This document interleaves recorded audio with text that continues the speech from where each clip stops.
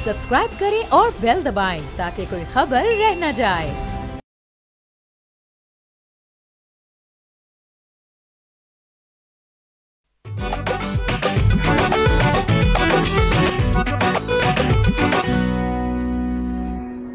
अस्सलाम वालेकुम, बोलो जनाब में बहुत बहुत खुश आमदीद। मैं हूं असद नज़ामी, मेरे साथ हैं अली आफ्ताब। सर क्या हाल है? सर ज़बरदस्त, इतना हैपनिंग इस वक्त चल रहा है, समझ ही नहीं आ रही कि स्पोर्ट्स को टच करना है, सियासत को करना है, समाजी पहलू देखना है, मतलब हर जगह पर कड़मस मच गया। सर अगर जब आपका दिल कर रहा हो इतनी सारी चीज़ को टच करने का, आप किस चीज़ को टच ना करें सर ये कसूल है और इसमें बंदे की सेफ्टी रहती है लेकिन सर हमारी तो मजबूरी है सर टचिंग तो सर हम क्रिकेट से शुरू करते हैं। सर क्रिकेट के अंदर सर एक टेस्ट मैच हो रहा है, हो गया सॉरी एक टेस्ट सीरीज हो रही है जिसका पहला टेस्ट मैच हो गया। इंग्लैंड आया हुआ है, मुल्तान में टेस्ट मैच खेला गया और उसके अंदर सर काफ़ी सर चीज़ें हुई। शान ने सेंचुरी की, 150 किया, अब्दुल्ला ने सेंचुरी की, वेरी नाइस, गुड था। इंग्लैंड के एक प्लेयर ने 300 कर दिया। बाबर आजम की परफॉर्मेंस वैसी रही जैसे पहले थी। एक इनिंग में आई थिंक 30 पे आउट हुए, ये लास्ट वाली में 5 पे आउट हुए या 8 पे आउट हुए। तो ये सर सारा वही चीज़ें सामने आ रही हैं अब के एक टीम जो कि एक उन्होंने ट्रेडिशनल टेस्ट मैच क्रिकेट जो है वो खेलना छोड़ दिया। अब वो आते हैं एक फेरोशियस इंस्टिंक्ट के साथ और मारने आते हैं, खेलने आते हैं और न डर होके खेलते हैं। तो वो फिर किसी भी किस्म के सर्कमस्टांसेस के अंदर और चीज़ों में फ्लरिश कर सकते हैं, जो इंग्लैंड का हमने देखा है। ये मैचेस मुल्तान के अंदर मुझे ये भी पता चला कि इंग्लैंड प्लेयर्स, आपको पता है जब यहाँ आते हैं तो गोल्फ बड़ी शौक से खेलते हैं। उनके काफ़ी जो क्रिकेटर्स हैं तो वो जिस जगह रह रहे हैं वहाँ गोल्फ क्लब भी है, गोल्फ कोर्स भी है। तो सर वो आए, उन्होंने गोल्फ भी खेली, उन्होंने क्रिकेट भी खेली। गोल्फ शायद उनको एक दिन एक्स्ट्रा मिल गया क्योंकि टेस्ट मैच सर एक दिन पहले ख़त्म हो गया। हमारे जज्बात से भी खेले वो। और बस सर ये है सारी बात। सर इसमें कोई नई बात मेरे पास है नहीं करने को, जो हमें सोफे पे बैठ के कई दफ़ा कर चुके हैं। सर इसमें ना बात ये है कि इंग्लैंड वैसे ही पाकिस्तान से बेहतर टीम है, लेकिन ये टेस्ट सीरीज़ शुरू होने से पहले एक शो में रेहान उल हक बैठे थे और उन्होंने कहा था कि अगर आपने उनको फ्लैट पिच दे दी तो फिर तो वो पाकिस्तान के साथ इतनी बुरी करेंगे कि आप तसव्वुर भी नहीं कर सकते। और उसकी लॉजिक बड़ी सिंपल थी, वो ये थी कि इंग्लैंड के साथ ना देयर आर नो सरप्राइजेस। पहले से पता है उन्होंने बेसबॉल करना है, उन्होंने मारने आना है और उससे कोई फ़र्क भी नहीं पड़ता कि पिच कौन सी है, उससे कोई फ़र्क नहीं पड़ता ऑपोजिशन कौन सी है। अच्छा, अब जब पहले से आपको ये पता है ना तो मुश्किल पिच होगी, वो अटैकिंग खेल रहे होंगे, आप उनको जल्दी आउट कर सकते हो। आप उनको आसान पिच दे दोगे तो वो तो फिर जो करने आए थे उसमें कामयाब हो गए, वो तो आपको पहले ही पता है। अच्छा, इसी तरह बहुत ज़्यादा तनकीद हुई है पाकिस्तानी बॉलर्स के ऊपर और बार बार कंपेयर किया जा रहा है उनको 90s के लेजेंड्स के साथ। अच्छा, अब ये कैसे इंश्योर किया जा सकता है कि वो वसीम, वकार, शोएब, सकलैन ये हर दिहाई में पाकिस्तान की क्रिकेट में मौजूद हों? मतलब अगर ये ऑस्ट्रेलिया नहीं इंश्योर कर सका, अगर ये इंग्लैंड नहीं इंश्योर कर सका, इंडिया नहीं कर सका, कैसे कर सकते हैं? सर ये क्रिकेट की स्पोर्ट के अंदर जो नाम आपने ले लिए सर, अब वैसी चीज़ें नहीं आई उसके बाद से। वसीम अकरम उसके बाद से कौन जिसको कंपैरिजन ड्रॉ किया आज तक सर किसी ने कि यार ये वसीम भाई की तरह चल रहा है? नहीं किया। जिनके साथ किया था वो फिर बात जल्दी हो गया आसिफ के साथ। बिल्कुल। तो अब बात यह है कि ये कोई गारंटी तो दे नहीं सकता। मैं तो उस दौर में भी ये कहता था कि आप क्यों इतनी फ्लैट पिचेस बनाते हो। अगर हम उस दौर में फ्लैट पिचेस ना बनाते तो शायद सबसे ज़्यादा विकेट्स का रिकॉर्ड मुताया मुरलीधरन का ना होता, वसीम अकरम का होता। हमने शायद सहवाग से 300 स्कोर ना खाया होता होम में, हमने शायद मार्क टेलर से 300 स्कोर अपने ही घर में ना खाया होता, हमारा शायद रिकॉर्ड एक्चुअली बेहतर होता, हमारी शायद ओवरऑल क्रिकेट इंप्रूव कर गई होती, क्योंकि हमारे बैट्समैन आज इतने बुरे ना होते अगर इनको तब थोड़ी सी अच्छी पिचेस पे खेलने की आदत होती। सो अगेन मैं आपको पता है को बहुत इमरान खान साहब का फ़ैन नहीं हूँ, बल्कि मैं उन पर बहुत तनकीद करता हूँ उनकी पॉलिसीज़ पे। लेकिन अब जो ये एक उनके ऊपर थोपने की कोशिश हो रही है ना कि क्योंकि उन 3.5 सालों में जब इमरान खान साहब प्राइम मिनिस्टर थे तो उन्होंने डिपार्टमेंट क्रिकेट ख़त्म कर दी तो आज ये हालत है, या उन्होंने रमीज़ राजा को चीफ बना दिया तो आज ये हालत है। उसमें ना मैं इख्तलाफ ये करता हूँ कि डिसीजन वो ठीक था या गलत था, कुछ भी हो सकता है। लेकिन हम आज जिस जगह पे खड़े हैं वो किसी 3 साल या 3 महीने के स्टेंट का नतीजा नहीं है। ये बदतदरीज 77 साल से ज़वाल पजीर हम हो रहे हैं और आज वो वाले 3.5 साल होते ना होते हमने 2 साल के आगे पीछे के फ़र्क से आज जहां हम हैं हमने वहीं होना था। सर बिल्कुल ये बात बजाय है सर, और आपको पता है सर हमारा हम असल में सर बड़े उस तरह से इनोसेंट हैं कि हम ना सर शॉर्ट मतलब जो बिल्कुल करीब का जो माजी होता है उस पर हम तवज्जो देते हैं ज़्यादा, ना कि हम और उससे पीछे जाएं। या आप तमाम चीज़ें ले लें तो हम उसके अंदर, आप सियासत के अंदर ले लें तो इमरान खान साहब का दौर डिस्कस होता है, उससे बहुत पहले कोई नहीं जाता। क्रिकेट के अंदर तो अभी वर्ल्ड कप से हम आगे जा रहे हैं कि देखें जी असल में वर्ल्ड कप में जाके जो चीज़ें हुई ना वही बेसिस बन गई हैं। अब तमाम जो नुकसानात पेश आ रहे हैं आप ज़रा डिटेल्ड हिस्ट्री में जाएं तो आपको बड़ी चीज़ें डिस्कवर कर जाएंगे। आप देखें ना जैसे बड़ी ज़बरदस्त आपके पास प्लेटफॉर्म्स हैं। क्रिक इन्फो एक बड़ी आला चीज़ है जिसके अंदर आपको वो हर प्लेयर जिसका आप लिखे नाम वो आपको उसकी कंप्लीट जो बायोडेटा और हिस्ट्री है वो दे देगा। तो उससे आप अंदाज़ा लगा सकते हैं कि अगर आप वसीम अकरम की बात हो रही है तो भाई उस ज़माने के प्लेयर से वो कैसे कंपेयर करता था। अच्छा आज हमारे पास शाहीन है तो वो कैसे कंपेयर कर रहा है। तो ये चीज़ बड़ी आसानी से हो सकती है। एक तो हमें इस तरह सोचना चाहिए ताकि हम मायूस कम हों। एक तो ये, दूसरा सर इसके अंदर आप ये भी देखें कि जो हमने सिलेक्ट की है टीम इस टेस्ट मैच के लिए, दो जो हमारे टॉप थे बैट्समैन, एक बैट्समैन और एक बॉलर, मतलब हसनैन को आपने नहीं खिलाया जो एक विकेट टेकर बड़े अच्छे हैं उस तरह से। आपने बैटिंग में भी इसी तरह एक बंदे को आपने नहीं खिलाया जो कि अच्छे स्कोरर थे, कामरान गुलाम को। सर तो मुझे ये समझ नहीं आती कि जब सिलेक्शन हो रही होती है और जब टीम बन रही होती है तो जो उस वक्त आपका पीक परफॉर्मर है, जो उस वक्त फॉर्म में और उस वक्त परफॉर्म कर रहा है सब कुछ, उसको आप नज़रअंदाज कर देते हैं। मतलब इनका तो वो डोमेस्टिक वाला मसला भी नहीं, ये तो हिस्से हैं, मतलब ये तो अंडर कॉन्ट्रैक्ट प्लेयर्स हैं, तो इनको इंक्लूड करें आप। और मैं कहता हूं कि फ़र्ज़ करें एक सीरीज़ है, होम सीरीज़ है, अगर कोई डोमेस्टिक में आपको निशानदेही होगी किसी अच्छे प्लेयर की तो उसको भी मौका दें यार, क्या मसले वाली बात है। मतलब मुझे बताएं, जो हम हवाले देते हैं कि जी जो वसीम अकरम वाला दौर था और जो 92 की टीम थी जिसके इंजमाम वसीम और सारे यंगस्टर्स गए थे, मुश्ताक अहमद, वो कैसे सिलेक्ट हुए थे? वो सर नेट करते हुए सिलेक्ट हुए थे। तो उनके बाद उनको आप ले गए और उनको आपने स्टार्स बना दिए। मतलब 92 से पहले हो गए थे सिलेक्ट, बट उनकी रिफाइनमेंट तो इसी तरह हुई थी ना। तो यानी कि हम ये चीज़ कर चुके हैं, हम इसका फल खा चुके हैं। अब हम पता नहीं किस दौर में चले गए। ठीक है, जो स्टार वैल्यू लाएगा प्लेयर उसको हमने रखना है, वो बाबर आजम हो, वो रिजवान हो, वो शाहीन हो, वो बाकी आपके हो, हारिस हो। हमने एक कसम खा ली हुई है कि जी हमने सिर्फ उन प्लेयर्स को जो स्टार वैल्यू लाए। चले TSL और T20 की हद तक मुझे समझ आती है, वनडे की हद तक भी समझ आती है कि क्राउड अट्रैक्ट होगा। टेस्ट मैच तो आप स्टार्स को भी खिला के आपने कितने यहाँ पे क्राउड मुझे पता है मैनेज कर लिए, एंड एट व्हाट कॉस्ट कि आप इंग्लैंड से जो है मतलब आप उनको देखते रहे, वो खेलते रहे, हम वहाँ खड़े रहे आराम से। देखिए मेरा ज़ाती तौर पे हम बड़ी दफ़ा ये बात कर चुके हैं कि ख्याल ये है कि sports like any other field आपकी मईशत पे चलते हैं। जब आपकी मईशत ज़वाल पजीर होती है तो स्पोर्ट्स भी ज़वाल पजीर होती है। अच्छा, हम जो पुरानी मिसालें लेते हैं ना कि पुराने जायंट्स ग्रेट्स कैसे सिलेक्ट हुए, अच्छा उसमें आप ये भी तो देखिए ना कि तब आबादी कम थी। अच्छा, तब आबादी कम थी का क्या मतलब था? तब मईशत बेहतर थी।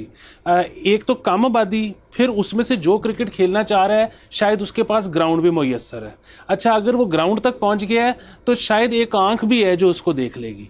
अच्छा, अब आपकी जो आबादी है वो मल्टीप्लाई हो गई है पता नहीं कितने फोल्ड्स, और क्योंकि आपकी मईशत वीक है। अच्छा, यहाँ पे एक बड़ी बहस होती है जब भी हम कहते हैं ना कि पाकिस्तानी क्रिकेट में पैसे नहीं है, लोग माइंड कर जाते हैं। लोग कहते हैं कि ये आप ये ना कंपेयर करें कि विराट कोहली को कितने पैसे मिलते हैं और बाबर को कितने पैसे मिलते हैं या स्टीवन स्मिथ को कितने पैसे मिलते हैं। बात यह है कि बाबर को जितने करोड़ों रुपया, बाबर मैं एक ऐसी नाम ले रहा हूँ, कोई भी जो आपका ए लिस्टर है उसको जितने करोड़ों रुपये मिलते हैं हर साल, क्या इतने करोड़ों में अच्छी ज़िंदगी नहीं गुजरती? जी बेशक बेहतरीन ज़िंदगी गुजरती है। हम पाकिस्तान का जो स्क्वाड है या पहले 16 प्लेयर हैं उनकी हम बात ही नहीं कर रहे। बात यह है कि जब आपके डोमेस्टिक में पैसा नहीं होगा ना, मुझे अगर ये पता है एज ए यंगस्टर, अब तो मैं नहीं हूँ, लेकिन अगर मुझे ये पता है कि अगर मैं डोमेस्टिक में गया और मैं इतना अच्छा ना हुआ कि मैं पहले 11 में आ सकूँ तो मेरी ज़िंदगी तबाह हो जाएगी, मैं अपने बीवी बच्चे नहीं पाल सकूंगा। तो मैं क्या करूंगा, मैं डोमेस्टिक में जाऊंगा ही नहीं, मैं बैंक में नौकरी कर लूंगा। सो पाकिस्तान का इंक्रीजिंगली पूल बड़े होने के बजाय छोटा होता चला जा रहा है।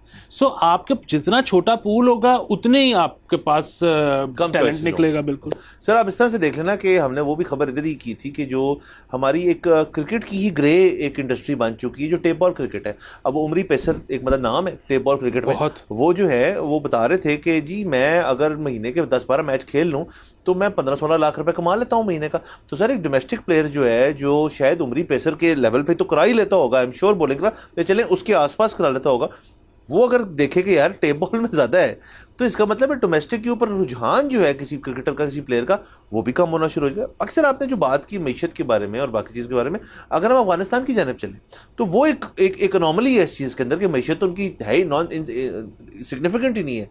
मतलब एक मैशी दुनिया के अंदर अफगानिस्तान की इकॉनमी जो है वो ज़ेर बहस ही नहीं आती, क्योंकि जो हो चुका है वहाँ पर और जो बाकी तमाम मसले, लेकिन फिर भी उनकी क्रिकेट टीम थ्राइव कर रही है। उसकी भी वजह है क्योंकि सर उन्होंने अपने आप को अगेंस्ट ऑल ऑड्स थोड़ा इस्टेब्लिश किया, हमने भी बहुत सपोर्ट की उनकी, और इवेंचुअली जो है बाकी जगहों पे लीग्स खेल के प्लेयर्स इस्टेब्लिश होके फिर उन्होंने अपना कोई सिस्टम बना लिया ना। अफगानिस्तान एट दिस पॉइंट हमसे एक बेहतर टीम है। हाँ, लेकिन वो फिर अगेन वही बात है कि वो T20 में तो हमसे बेहतर टीम है, लेकिन वनडे और टेस्ट में तो वो कहीं भी नहीं स्टैंड करती, और अब शायद हमारे से भी बेहतर नहीं। लेकिन अब सर क्लैरिटी आ गई ना उनमें कि जी हम एक T20 टीम है, हम T20 टूर्नामेंट्स में खेलेंगे, वो पूरे साल होते हैं। बिल्कुल। और सर इसका सबसे जो आसान हल है वो ये है कि पाकिस्तान, मतलब एक तो जाहिर है ट्रिकल डाउन इफेक्ट होना चाहिए। अगर पीसीबी एक अमीर इदारा है तो वो पैसे जो हैं वो बाबुओं के लिए थोड़ी हैं, वो तो प्लेयर्स के लिए हैं। वो ट्रिकल डाउन होने चाहिए। बिल्कुल। और वो पैसे सिर्फ ए लिस्टर्स के लिए भी नहीं है, वो पैसे तो डोमेस्टिक के लिए हैं। लेकिन हैविंग सेड दैट, अगर आपसे फौरी तौर पे वो नहीं भी होता, ये आप देखें इस वक्त इस टीम में जो आज हारी है, 4 ऐसे लड़के खेले हैं जो कि जिनके पास लीग की ऑफर थी, उनको एनओसी नहीं मिला और वो ये मैच खेले हैं और पाकिस्तान मैच हार गया। सो हार जीत जो है ना, वो 4 प्लेयर शायद इंश्योर नहीं कर सकते अगेन, जहां पे पूरा मुल्क खेल रहा हो। ठीक है, जिस लड़के को एनओसी मिलता है उसको जाने दें। एक तो वो ज़र मुबादला कमा के लाएगा, दूसरा उसकी स्पेस यहां पे खुल जाएगी तो एक नीचे से लड़का ऊपर आके उस स्पेस को फिल करेगा। बेसिकली आपने यंग बच्चों को यह दिखाना है कि जी हमारे पास बहुत जगह है, हमारे पास बहुत लीग है, हम बहुत प्लेयर्स एक्सपोर्ट करते हैं, आप ऑप्ट करो ज्यादा से ज्यादा स्पोर्ट्स के लिए, ताकि हमने अपना पूल बड़ा करना है। और जाहिर है हमने ट्रांसपेरेंसी लेके आनी है। यहां पर जो सारी बातें होती हैं कि जी आपका डोमेस्टिक का मैच देखने नहीं आते लोग और बेसिकली सिलेक्टर्स नहीं आते, ये मतलब इस तरह की हम बातें सुनते रहे हैं। आई होप ये करेक्ट ना हो, लेकिन सिफारिशें चलती हैं, पर्चियां चलती हैं। सो अगेन जितनी ट्रांसपेरेंसी लाएंगे, और उसका क्या आसान तरीका है, उसका आसान तरीका ये देखें, किसी की नीयत पे शक भी नहीं करना चाहिए और किसी से ये उम्मीद भी नहीं लगानी चाहिए कि ये 2 नंबरी नहीं करेगा। ठीक है, आप डोमेस्टिक मैचेस को टीवी पे दिखाना शुरू कर दें ताकि लोग अवेयर हों। जब लोग अवेयर होंगे तो फिर हम ये नहीं एक्सपेक्ट कर सकते कि सिलेक्टर ने कोई पर्ची यूज की है, नहीं, लोगों को भी पता है कि क्या हो रहा है। सो ट्रांसपेरेंसी लेके आए, उससे सारे मसले हल होंगे। सर एक तो सर आप डोमेस्टिक तो सर भी करें, मैं तो कहता हूं अगर आप कॉलेजिएट लेवल पे ले जाएं, आप इंट्रा यूनिवर्सिटी कर दें, पंजाब यूनिवर्सिटी वर्सेस जीसी का सर मैच हो रहा हो तो आपके हाल में को देखेगा नहीं सर, टीवी के आगे हुक्ड होंगे लोग। आप लम्स वर्सेस किसी और यूनिवर्सिटी का कर दें, मतलब वहां से लड़के निकालें। सर यही होता है ना। आप देखें सर, अमेरिका की अगर मिसाल ले लें, उनकी जो NFL होती है उसके अंदर जितनी उनकी NFL देखी जाती है उससे थोड़ी ही कम शिद्दत से उनकी जो कॉलेजिएट लेवल फुटबॉल है या कॉलेजिएट लेवल गोल्फ है या कॉलेजिएट लेवल उनकी बेसबॉल है वो देखी जाती है। वो उतने ही शौक से देखी जाती है। क्यों? क्योंकि इतने सालों पर सर उन्होंने उस चीज़ को बनाया। दूसरा सर मेरा पॉइंट है कि देखें, अब सर हमारा जो बुखार था वर्ल्ड कप से बाहर होने का पहले राउंड में उतर गया है। अगर अभी तक नहीं उतरा तो ये लीग वाला मसला इसको ठीक करें। सर हम ये चीज़ क्यों कर सकते हैं, मैं इसलिए कह रहा हूँ कि आप कंपैरिजन कर लें हमारा हमसाये मुल्क से, इंडिया से कर लें। सर इंडिया की कौम और अवाम जो है वो अपने प्लेयर्स, बोर्ड और जो उनसे मुंसलिक लोग हैं उनको शायद 2011 के भी मैचेस जो हैं वो आज दिन तक भूलने नहीं देते। वो बड़े इस मामले में सीरियस हैं, संजीदा हैं, बड़ा दिल पे ले जाते हैं। सर हम अगले दिन दफ्तर पहुंचे होते हैं। मेरे ख्याल में सर हम जब वर्ल्ड कप के पहले राउंड से बाहर हुए हैं उसके बाद तमाम दफातर जो हैं उनके अंदर ये आधा पौने घंटे का एक लंच आवर पे टॉकिंग पॉइंट होगा। चले कुछ जगह दूसरे दिन, तीसरे दिन, हफ्ते बाद भूल गए थे। सर जिधर सर इतनी रौनकें जैसे आपने शुरू से कहा कि लगी हो हर अलहदा चीज़ों में, और हम सियासी तौर पर भी बाशूर हो गई सारे अवाम सर, तो हमें पता है कि यार क्रिकेट में अगर नहीं चल रहा तो हम किसी और चीज़ में भी बात कर लेंगे, हम बड़ी ईजिली लेट गो कर सकते हैं।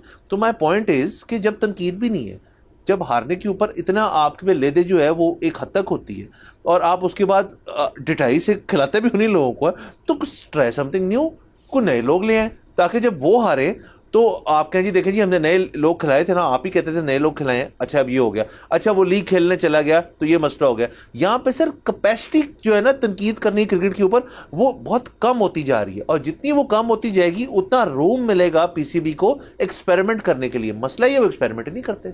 बिल्कुल सर, यहाँ पे जरूरत ही इस चीज़ की है कि परफॉर्मेंस बेहतर हो ना हो, बल्कि अगर ना हो तो और ज़्यादा ज़रूरी है रोटेशन। देखिए मैं तो सियासतदानों को भी यही कहता हूँ, पॉलिटिकल पार्टीज़ को भी यही कहता हूँ कि यहाँ पर हम कुछ 4 दिहाइयों से तो हम भी देख रहे हैं, ठीक है, किसकी परफॉर्मेंस कोई बहुत शानदार थी। आप अगर 6 महीने साल बाद एक मिनिस्टर बदल दो तो एक हाइप बन जाती है कि ओहो हो जो अब आया ना वो बड़ा जबरदस्त है, लोगों के 6 महीने उम्मीद में गुजर जाते हैं। ये बिल्कुल ऐसे ही है, क्योंकि सियासतदान आपको पता है कि अमूमन नहीं बदलते, बहुत साल चलते हैं।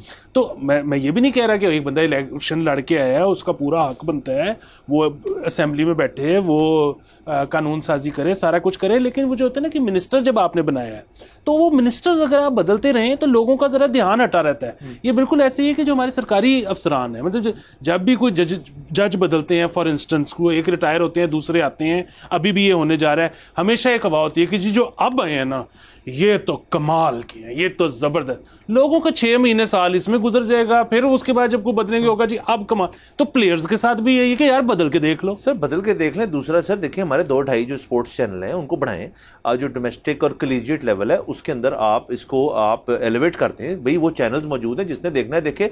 सर खोले लाइसेंस, खड़े होंगे लोग के यार डोमेस्टिक का कलीजिएट का, व्हाई नॉट। Number 1 sir. बाकी इसके अंदर एक्सपेरिमेंटेशन अपनी जगह, तमाम जो इश्यूज हैं वो अपनी जगह। अब जब आपके पास मतलब रॉक बॉटम के बाद तो पंच आप ही कर रहे हैं, तो और सर जो इंटरेस्ट होता है वो लूज करने वाले, जैसे लोग कहते हैं कि हॉकी में इंटरेस्ट लूज हो गया, तब ये दौर नहीं था। लूज को इंटरेस्ट नहीं करता सर, हर वक्त सोशल मीडिया पे 92 की रीलें आ रही होती हैं, वो बंदा देख के वैसे ही मुतासर हो जाएगा, तो इंटरेस्ट भी नहीं कोई लूज होता। बहरहाल हमने यहाँ पे जाना है ब्रेक के ऊपर, लेट्स टेक अ ब्रेक।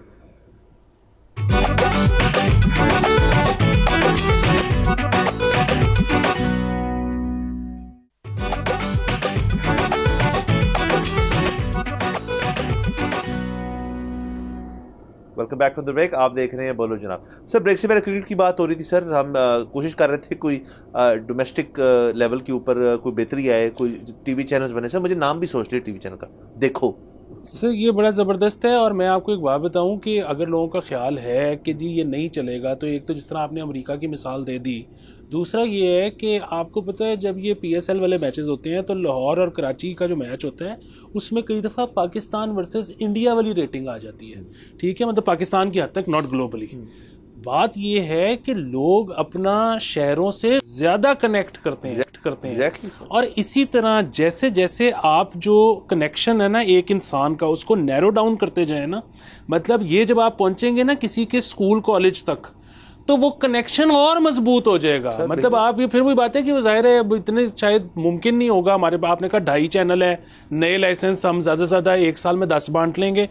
मैं कह रहा हूं कि अगर आप किसी की गली मोहल्ले की टीम दिखा देंगे ना तो वो जाहिर है आबादी बहुत कम होगी, एक गली में कितने लोग रह सकते हैं, पर वो तो उसके लिए मरने मारने पे तैयार है। सर आप अभी सर जो चल रहा है ये टेप बॉल की टेपियों को सर दिखाएं, उसके ऊपर कहानी खत्म हो जाएगी। सर ये तो सर सोशल साइंस और मीडिया स्टडीज की सर एक बड़ी थ्योरी है कि अब दुनिया जो है वो ब्रॉडकास्टिंग पे नहीं जा रही, वो नैरो कास्टिंग पे जा रही है। ये आपकी यूट्यूब के ऊपर जो बड़ी स्पेसिफिक किस्म की आपको जगह लोकेलिटीज की खबरें मिलती हैं, दिस इज नैरो कास्टिंग।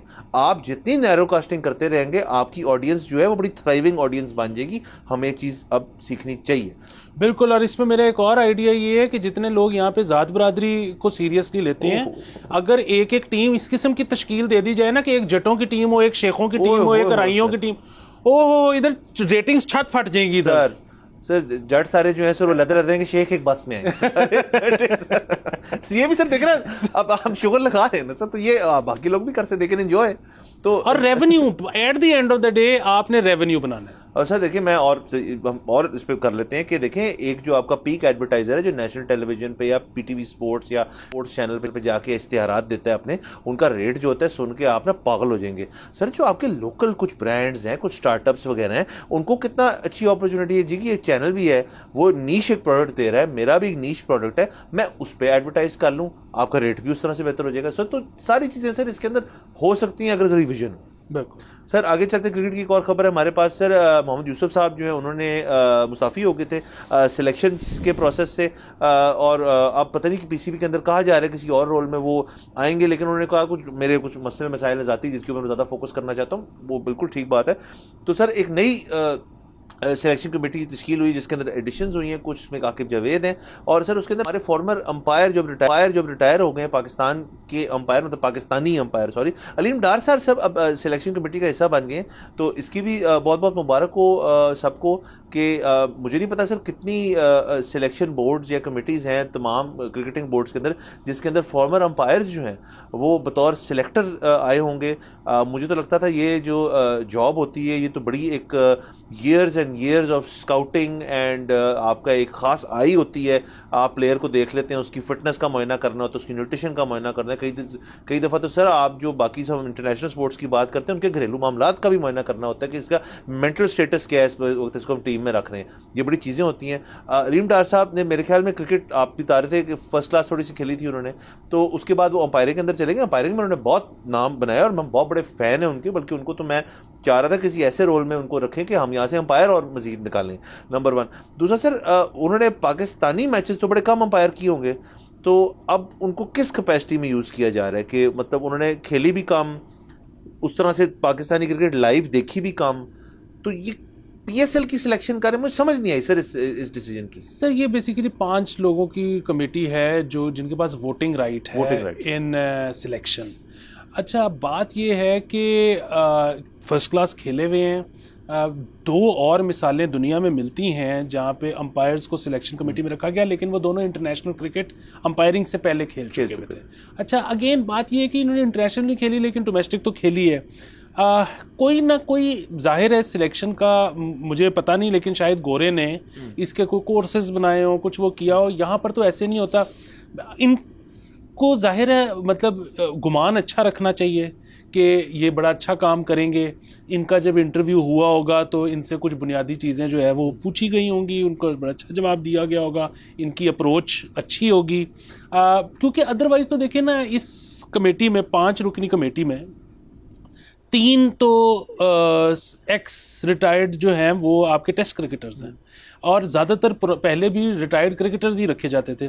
तो जाहिर है ज़रूरी तो नहीं है कि एक क्रिकेटर जो है वो भी अच्छा कोच हो सके। और अगेन इसमें अभी एक नाम तो ऐसा है जिसपे जो मुझे बहुत जिसकी खुशी होती है कि जो हसन चीमा है, वो तो ना डोमेस्टिक ना इंटरनेशनल कोई क्रिकेट नहीं खेले, वो तो प्रॉपर एक जो एनालिस्ट है, नंबर्स गाय। तो ये बड़ी ज़रूरी है कि इस तरह से अब टीम को जो है ना मॉडर्न उस पर लेकर चला जाए। सर ये सर बेहतरीन चीज़ है। और देखिए सर चले मैं मतलब मैं कंफ्यूज था, बट आई अंडरस्टैंड कि चेंज ऑफ फ्लेवर जो हम पहले बात कर रहे थे वो करने की सिलेक्शन में कोशिश की जा रही है, वहीं से शुरू होते हैं मामला। अलीम डार साहब को मुबारक हो नंबर 1। और सर देखिए उनका एक्सपोजर तो बहुत है ना, जितनी इंटरनेशनल उन्होंने देखी है, मतलब जितने मैचेस में वो मौजूद रहे हैं वहाँ से कुछ ना कुछ तो वो कंट्रीब्यूट करेंगे, अच्छी बात है सर। उसके साथ साथ स्पोर्ट्स की दुनिया में सर हमने एक और बहुत ज़बरदस्त खबर जो है अपनी ऑडियंस को आगाह करना है। हमारे जो चैम्पियन वेट लिफ्टर है नो बट, उन्होंने सर कॉमनवेल्थ वेट लिफ्टिंग के अंदर सर 3 गोल्ड और 1 ब्रॉन्ज मेडल हासिल किया है। उनको बहुत बहुत मुबारक हो, तमाम आवाम को बहुत मुबारक हो। आपको पता है हमारे बोलो जनाब का एक अल्टरनेटिव स्पोर्ट्स के ऊपर एक फोकस जो है वो अरशद नदीम साहब से पहले भी रहा है, उनके दौरान भी रहा है, उनके बाद भी जैसी हमें ये खबर मिलती है हम उसको हाईलाइट करते हैं। उनको बहुत बहुत मुबारक हो, बहुत मुबारक हो। लेकिन अब बहुत ज़रूरी बात यह है कि जब वो वापस आए तो उनको एयरपोर्ट पर रिसीव करने सारी फेडरेशंस आई हों, क्योंकि आपको पता है एक बहुत बड़ा स्कैंडल हो गया था जिसकी वजह से इनको पाकिस्तानी सरकार ने बहुत से इवेंट्स पे नहीं भेजा, इंक्लूडिंग ओलंपिक्स मेरा ख्याल, इंक्लूडिंग ओलंपिक्स मेरे ख्याल में भी, जिसमें हुकूमत ने कहा जी कि इन्होंने गलत फेडरेशन साइन कर ली है। वो कहते रह गए कि जी मैंने कोई फेडरेशन साइन नहीं की, और फिर वो बात है की भी हो। सही गलत क्या होता है मुझे बताएं। दुनिया में मतलब अमेरिका हो जाए, बरतानिया हो जाए, उनके आप बॉक्सर्स उठा के देखें, कई बॉक्सर्स होते हैं जिनके बारे में कहा होता है एक ही वेट डिवीजन के कि जी अनडिफीटेड अनडिफीटेड अनडिफीटेड। और आप ये सोचते हो कि इतने सारे लोग अनडिफीटेड कैसे हैं, इतने सारे लोग चैंपियन कैसे हैं? पता लगता है कि उनकी अलग-अलग बेल्ट्स हैं, ठीक है, यानी कि अलग-अलग फेडरेशंस बन चुकी हैं, यानी। और फिर कई दफ़ा ये भी होता है कि उनके आपस में मुकाबले होते हैं, कुछ बेल्ट्स कंबाइन हो जाती हैं। जब अमेरिका ने या इंग्लैंड ने किसी बॉक्सर को भेजना होता है ओलंपिक्स में, तो वो ये थोड़ी देखते हैं कि वो किस फेडरेशन का है, भाई वो अमेरिकी है।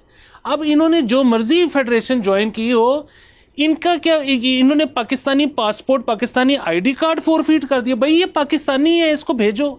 सर नंबर वन तो ये वाली बात से, दूसरा मुझे समझ अब हमारी तमाम सर जो हुकूमती मामला जब हमें डील करना पड़ता है, तो सर आप किसी भी चीज़ में चले जाएं तो वो एक आधा एनओसी तो मांग लेते हैं आपसे कि फलानी चीज़ का एनओसी लें, इस चीज़ का एनओसी लें। बाकी दुनिया में आप चले जाएं तो मेरे ख्याल में उन्होंने नो ऑब्जेक्शन सर्टिफिकेट जैसी चीज़ ही नहीं सुनी होगी। और सर बाकी सर लास्टली ब्रेक पे जाने से पहले मैं ये कहना चाहूँगा कि स्पोर्ट्स मैन के लिए ऑब्जेक्शन तो ये है कि यार उन्होंने जूस किया हुआ है, मतलब स्टेरॉइड लगाए हुए, ऑब्जेक्शनेबल है, ओके डन, उनकी टेस्टिंग नहीं पास हुई। एक शख्स जो हर तमाम मरले पे उतरता है और उसके बाद वो आपके मुल्क की नुमाइंदगी करने जा रहा है किसी इवेंट में, और ना सिर्फ ये बल्कि जीत के आ रहा है, तो आपको तो कहना चाहिए यार तू जा, जैसे मर्जी जाना है जाओ, कौन सा व्हाट एनओसी, शर्त ये है कि पाकिस्तानी पासपोर्ट है, हाँ बजाओ। हाँ बिल्कुल सर। और बाकी सर कल को ये देख लें कि फर्ज करें अब जेवलिन की फर्ज करें लीग हो या कोई चीज़ हो, तो क्या हम ये बात करेंगे जी अरशद को नहीं भेजना, वो पाकिस्तानी है, उसको यूं पकड़ के रखना है बस हमने। ये क्रिकेट में भी हो रहा है, ये भट्ट साहब के साथ भी एक हद तक हुआ है। हम नहीं चाहते कि ये जो प्लेयर्स हैं, ये जो इतनी मेहनत करके जाके कोई चीज़ लेकर आए हैं और वो उसके बाद यहाँ पे इस चीज़ की वजह से, ब्यूरोक्रेटिक नॉनसेंस की वजह से कहीं खुदा ना खास्ता ये मायूस ना हो जाए, हमने नहीं होने देना। प्लीज़ इसको अगर सुन रहा है तो इस चीज़ पर तवज्जो करें। यहाँ पे जाना है हमने ब्रेक के ऊपर, let's take a break.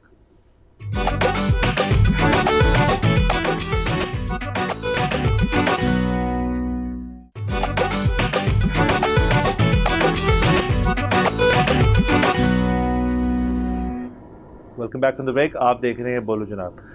Sir हमें अब जाना पड़ेगा आईपीपीस के पास और सर हमें ही जाना पड़ेगा क्योंकि वो तो अब नहीं आ रहे। नहीं वो नहीं आ रहे सर, वो भी जा रहे हैं, हम उनके पास जा रहे हैं, वो हमसे दूर जा रहे हैं। तो सर हुकूमत ने सर आज के दिन अनाउंस किया कि 5 सर बड़े आईपीपीस से जो मुआहदे हैं वो टर्मिनेट कर देगी, जिनके अंदर आपको शामिल है और दीगर और मौजूद है। तो इससे कहते हैं ढेर सारे पैसे बच जाएंगे, 400 बिलियन प्लस रुपए जो हैं का कोई सिस्टम है सारा। उसके अलावा कहा जा रहा है कि जी बहुत सारे रुपए पर यूनिट बच जाएंगे, लगभग 10 रुपए पर यूनिट जो है वो बच जाएंगे। हुकूमत इसको प्ले कर रही है एक नहायती मुस्बत चीज़ के लिए कि जी वो कहते हैं जी कि तमाम मसले मसाइल जो हैं वो हैं ही इस चीज़ के, बिजली के अंदर के जो आईपीपीस के कैपेसिटी चार्जेस अदा करने पड़ते हैं और ज़ाहिर है वो कंज्यूमर को पास ऑन किए जाते हैं। इस वजह से आपका बिजली का बिल जो है उसके अंदर बिजली की कॉस्ट तो इतनी कम है, उसके अंदर भरपूर टैक्सेस भी लगे हुए हैं, उनके ऊपर बाद में आते हैं, लेकिन कैपेसिटी चार्ज जो देना पड़ता है आपको उसकी वजह से कंज्यूमर जो है वो पिस रहा है। अभी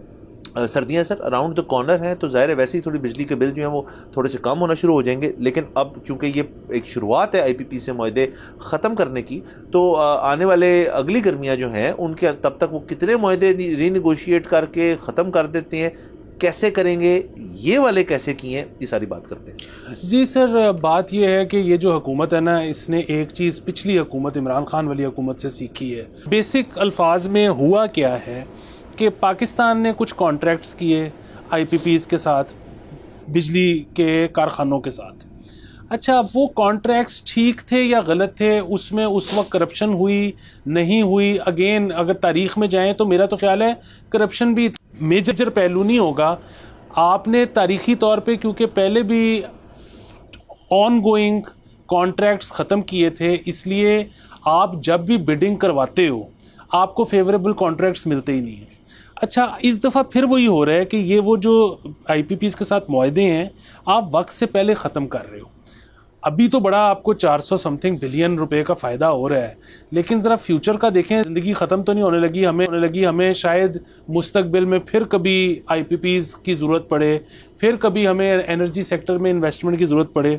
तो आप सोचें कि इसके बाद जो कंपनी इंटरेस्ट शो करेगी वो कितने ख़तरनाक कॉन्ट्रैक्ट देगी। वो तो सारा इंटरेस्ट पहले 2-3 साल में ही लेने की कोशिश करेगी, क्योंकि उसको ये अंदाज़ा है कि यहाँ पर तो आने वाले सालों में हालात और जज्बात बदल जाते होते हैं।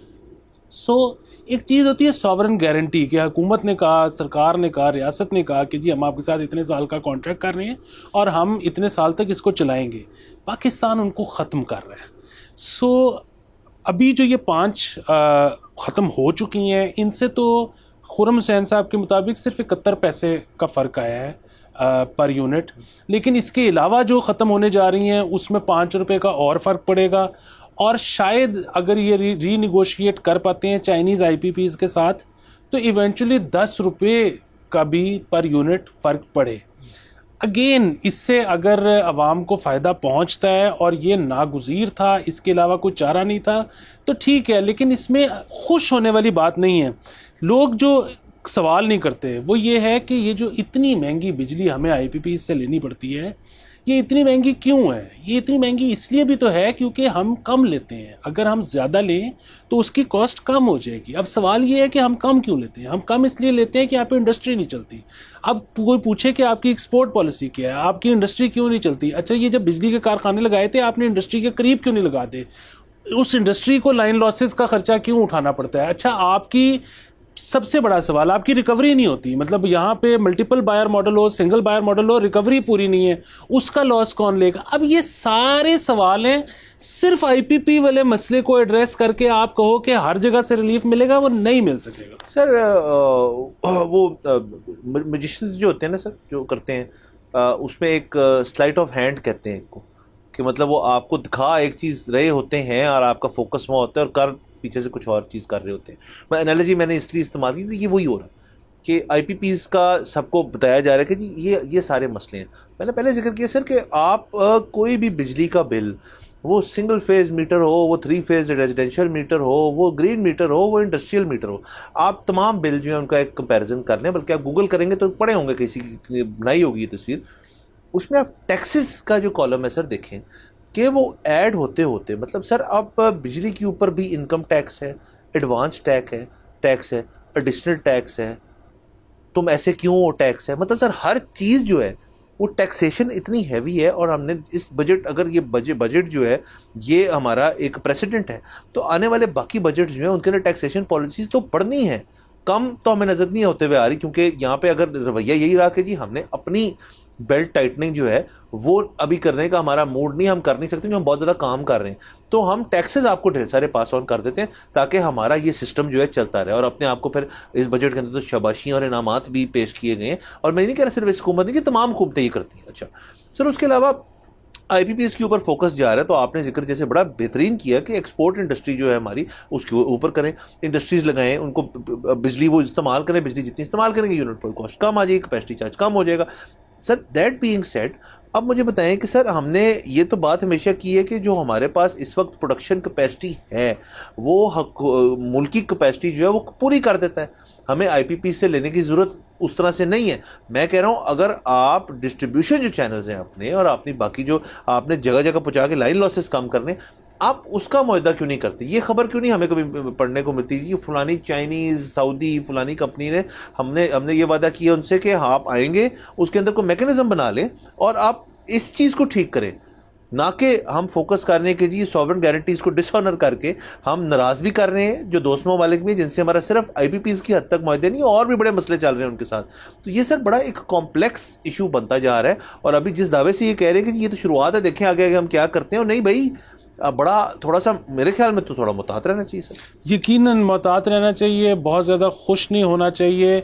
और जो आपने डिस्ट्रीब्यूशन नेटवर्क की देखिए, एक तो जो हमारी इस वक्त कैपेसिटी है ना, जिसको बार बार कहा जाता है कि जी हमारी जितना यूज़ है उससे ज़्यादा कैपेसिटी है, एक तो ये कि वो जो 4600 मेगावाट की बात होती है वो हर वक्त नहीं होती, वो मतलब जिस वक्त आपका हाइडल बंद होता है उस वक्त तो वो नहीं हो सकती, ठीक है। इसी तरह उसमें मेरे ख्याल में तो जो IPPs की प्रोडक्शन है वो भी शामिल है, कि क्योंकि अब सवाल वही है कि जी अब अगर हमारी एक्सेसिव प्रोडक्शन हो सकती है तो फिर इस वक्त जो मजीद पैसे लगाने हैं वो आपने डिस्ट्रीब्यूशन में लगाने हैं या एक और पावर प्लांट ही लगा देना है। सो सवाल नंबर 1 ये है। दूसरी चीज़ ये है कि इस पे अक्सर लोग ये कहते हैं कि जी डिस्ट्रीब्यूशन पे इसलिए काम नहीं होता क्योंकि पावर प्लांट के ऊपर तो फट्टी लग जाती है कि किसने बनाया था।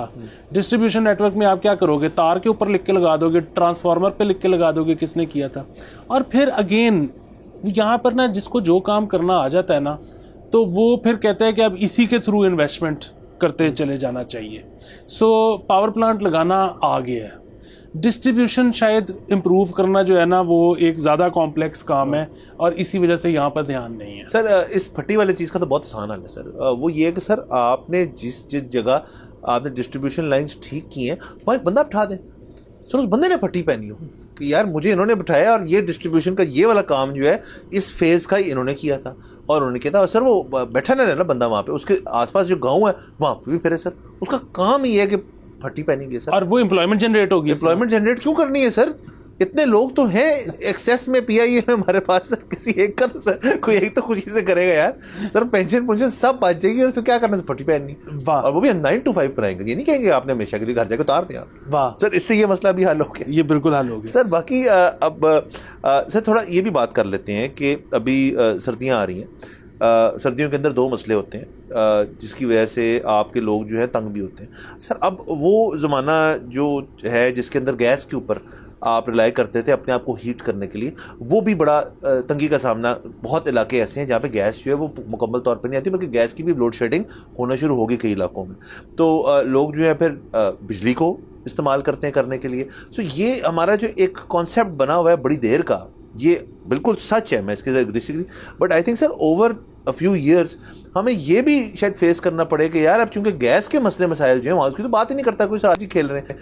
जब गैस नहीं होगी और ये इलाके जो अभी कम हैं ये बढ़ जाएंगे, तो फिर वो अपने आप को हीट कैसे करेंगे? वो बिजली से करेंगे, तो बात तो सर वहीं आएगी फिर सर, फिर आपके जो मसले मज़े हैं सर्दियों के वो भी ख़त्म हो जाएंगे। जी यकीनन अब गैस तो वैसे भी इरादा ये है कि गैस को इतना महंगा कर दिया जाए कि लोग बिजली पर ही वापस आ जाएं, और इसीलिए अब फिर वही बात ज़ेर बहस आना शुरू हो गई है कि जब गैस के ज़खायर हमें मिले थे तो हमने गैस दी क्यों लोगों को? हमें उसी वक्त चाहिए था कि जहाँ पर गैस के ज़खायर मिले थे वहीं पर गैस से बिजली बनाना शुरू करते और लोगों को बिजली ही देते, ताकि ना हमें गैस का इंफ्रास्ट्रक्चर डालना पड़ता, ना लोग गैस अप्लायंसेस कभी खरीदते जो कि हमने अगेन इंपोर्ट ही की थी, हम कौन सा बनाते थे, और ना गैस के ऊपर कभी रिलायबिलिटी बनती, जो कि अब उसका इंफ्रास्ट्रक्चर डूब रहा है क्योंकि हम इतनी गैस प्रोवाइड ही नहीं कर सकते। सर वो बुजुर्गान ने कहा था, मुझे तो याद है, गैस बहुत है हमारे पास, टेंशन नहीं लेनी।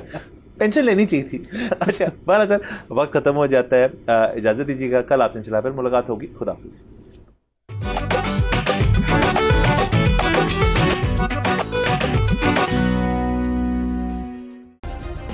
सब्सक्राइब करें और बेल दबाएं ताकि कोई खबर रह न जाए।